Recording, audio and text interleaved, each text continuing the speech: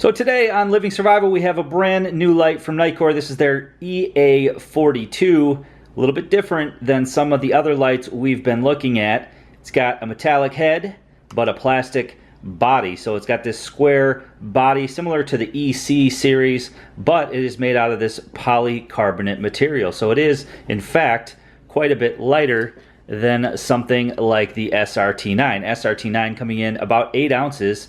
The EA42 coming in at 4.5 ounces. So it is a considerable weight difference. Now the SRT does take dual 18650s. You got 4 times AA on the EA42, which is nice. Some people are going to like that. A common battery.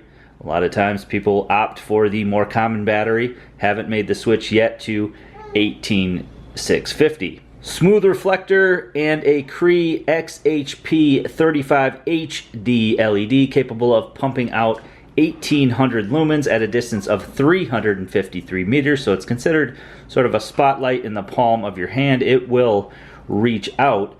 It's got all the features that you are familiar with Nitecore, the IPX8 waterproof rating. It is drop resistant. This polycarbonate, although more of a plasticky material, is quite durable. It can take quite a beating. I'm not sure how much I like it compared to just a metallic body flashlight. Again, it is a lot lighter. That square body there does fit nicely in the hand.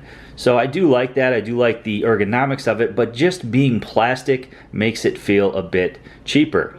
Mineral glass, thermal regulation, polarity protection. So again, all of the pluses that you are familiar with from Nitecore. 4 different modes and 3 special modes plus a 1 lumen mode. I do like the mode spacing on this light, and it makes for a good light to maybe have in the vehicle or to have on the back porch to light up the backyard. Brightest again 1800 lumens, jumps down to 850 lumens, then to 300 lumens, then to 55 lumens, then down to its lowest at 1. All very easily accessible by the power button and the mode button located on the head of the flashlight. There is no tail switch on this light. Again, this bottom portion is simply just a polycarbonate body. So we can go ahead and just unscrew this ring here. Now this ring is metallic, so that is nice. They do recommend using nickel metal hydride batteries to achieve the brightest power from the light. So you can see here that we have the metallic head of the flashlight here, but then the body is that polycarbonate material. I'm running 4 ENA loops in there. So again, once we take this off, there is nothing more to this than a few springs down in the bottom, but this weighs next to nothing. And again, it's very, very durable. I can't squeeze that.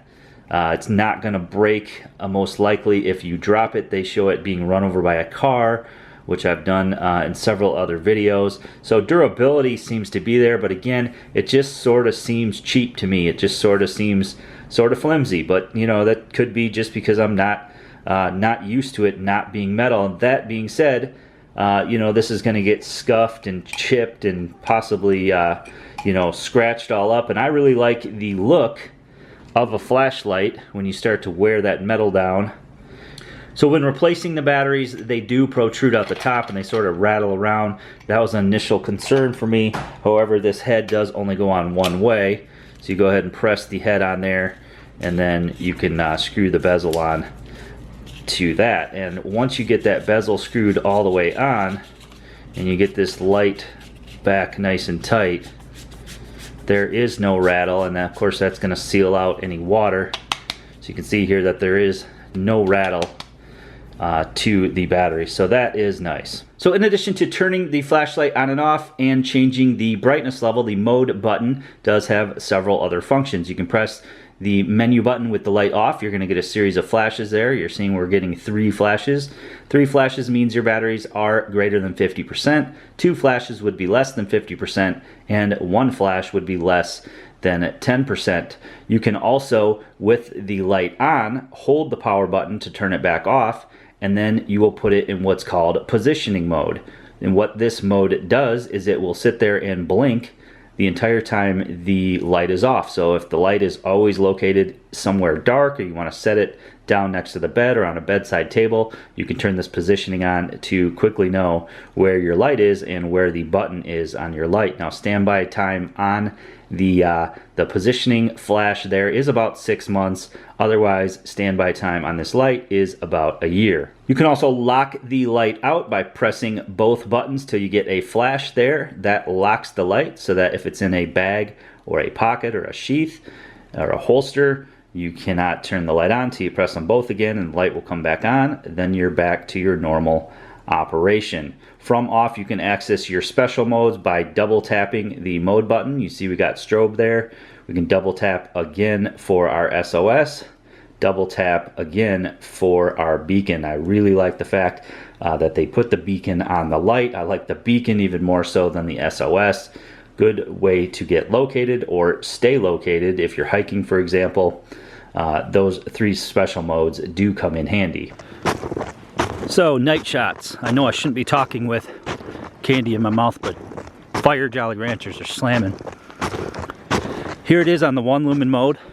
I really like the dual mode button, or the power / mode button on the side of this flashlight, more so than the single mode button on an Olight, for example, because you can access 2 of the modes that you're probably going to use the most often. So by holding down the power button or the button towards the back of the light, you get that 1 lumen mode. You can see here, nice amount of light for just close-up situations. Then of course you can toggle through your brightnesses by hitting the forward-most button, or when the light's off, you can hold down the forward-most button and get right in to your blazing turbo mode. So let's see how far these modes, or how far this light will reach out. Someone's been down the path. Alright, so we have our 1 lumen moonlight. You can barely see that on the trees over there. We hit the front button here to go to our next level, which is 55 lumens. So long run time with the 55 lumens. Plenty of light for camping or indoor use. Again, I like the mode spacing on this light. We can hit some of those trees, but we can't hit the trees back there yet. We can jump up again here to our 300 lumen mode. Again, great amount of light for camping, fishing, hunting. You know, now you're starting to reach out quite a ways with this beam. It does shoot out quite a ways. You can see we're already starting to hit those trees over there, about a football field away. And a nice beam. It's got a little more spot than flood. You can see there the hot spot in the center. Nice looking light. Again, just so easy to use. A lot of functions on a lot of flashlights generally means it's harder to use.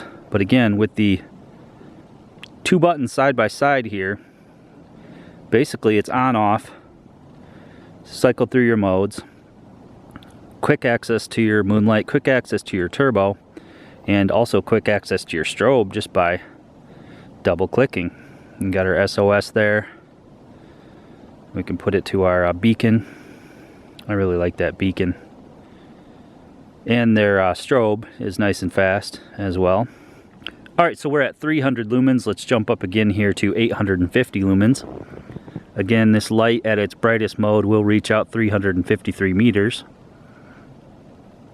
So a little bit more than a football field. You can see we're hitting those trees pretty nicely over there. Gonna light up this field here. So again, nice mode spacing. Don't really need anything in between the 850 and the 300. And let's jump up again to our 1800. Now we're starting to get somewhere here with the distance that this light is able to put off. I can see to the tops of those trees over there, see all the way across the field. Almost too bright for anything right in front of you. We can shine down the far path down there, and I can nearly see all the way down there. One thing you can also do with this light from any mode is hold down that forward button and you get momentary turbo. That's a real nice feature as well. You let go, it goes back to the brightness you were on. So again, a lot of features, very easy to use. So plenty of light. And it's able to do that using 4 common AA batteries. So that's going to be the appeal to a lot of people with this light. Common battery, lots of runtime, nice and bright if you need it, good mode spacing, and easy to use even with all the functions. Again, not sure how I feel about the polycarbonate. It is lightweight, which is nice. The head is not getting hot at all. So I feel it's just as durable as the aluminum.